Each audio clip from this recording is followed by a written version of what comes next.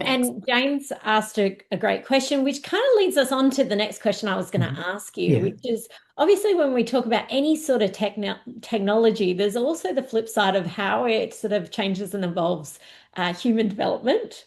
yeah, And so James asked, is there concerns around that cognitive atrophy, losing, I suppose, critical thinking skills? And, one of the questions that I wanted us to mhm, explore is, how do you think it will change and evolve, human capabilities when we are working alongside AI? And I suppose there's certain assumptions, right, behind Jane's question mhm. around, is it replacing us? Is it replacing our thinking, or can we utilize it as a thinking partner? And for us to consider, what new capabilities do we want to, as humans, sort of lean into? What's really Yeah. important that we need to do alongside our tech partners? Yeah, look, that's good. It's a really broad question. I like the way that Jane has phrased it with talking about atrophy, right? Like losing important skills. Can I ask Alicia, because you're quite a bit younger than I am, and when you learn to drive, do you know how to drive a manual car? No. No. Okay, right. So, like I've got five nibblings. I don't have any kids of my own, but I've got two step kids and I've got two nieces and a nephew. And well, one of the nieces is not yet driving age, but all the others, they can't drive a manual car, right? But it was an essential part of me learning to drive. I had to learn to drive a manual car. I could have got an automatic license, but that would have really limited me. And now it's the other way around, that you can get a manual license if you really need it, but almost everybody else has that skill of using, they don't need that skill, right? I think it's one of the best safety devices, security devices, if to make sure your car doesn't get stolen, is to have a manual car because no one knows how to drive it.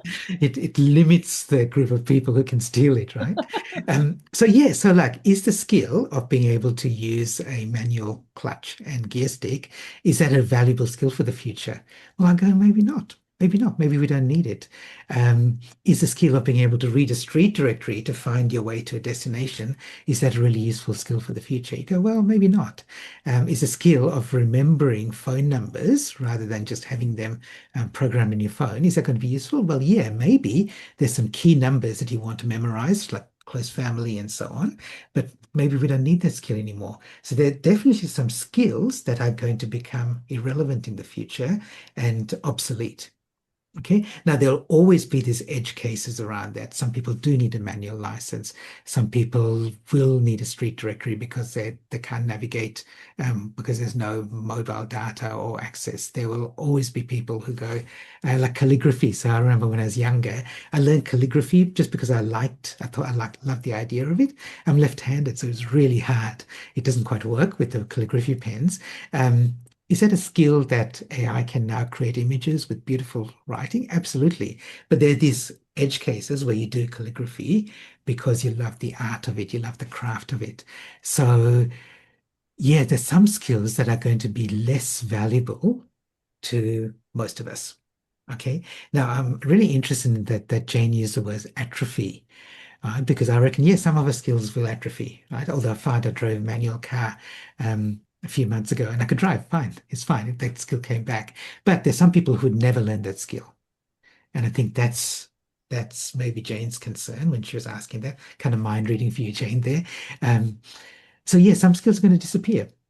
Definitely some skills are going to disappear. The skills that we need, though, are the ones that are going to be amplified, like we've always needed critical thinking skills to be able to get responses from AI or AI generated videos of this illegal war that we're in at the moment. And can you trust whether this is AI generated or real? But we've had that need before, like people are posting stuff on social media. Is it true or not? We need the ability to be able to assess that and use that to make better, well-informed decisions. So those skills are really important. So one of the challenges that we have as a society is that our education system is not geared towards teaching those skills. Absolutely does. I'm not saying they don't teach it at all, but a lot of the assessment is around being able to do now what AI can do at the press of a button. And I do a lot of work with people in the education sector, and I have a lot of sympathy for the school system because teachers have to kind of teach these skills despite curriculum, not because of curriculum, right? And we need to change that as a society.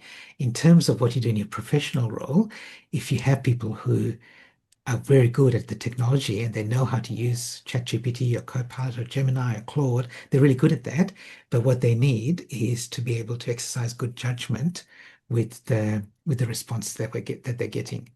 So I think that's what we need. We need those human skills on top of the AI skills.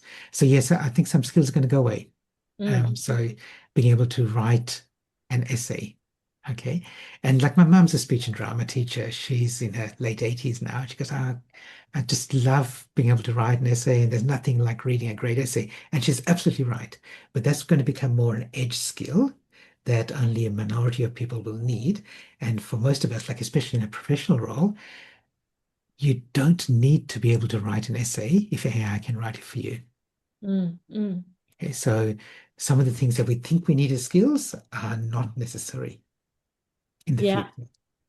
I mean, but I think it continues to get further and further to the point, right? And what you mentioned before around if you have some knowledge around a topic and you Mhm. ask AI, then you're better able to um, judge the content that you're getting Yep. back from it, as opposed to if you don't know anything about the topic at all, and therefore you think, oh, this is great, this is exactly what I need. So Yes. there's still needing that two-way street with your thinking partner. And we've still got to evolve those skills, don't we?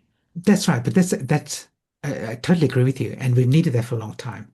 Since Mm, Google in 2000 and even before that, when we had other search tools, if you do Google search and you always believe the first response that comes up on the search page, on the results page, you're going to get it wrong a lot of the time because those people, the people who appear first, have spent a lot of money getting to the top of the AI search results, right? It doesn't mean that there's anything that the top answer, the most correct answer.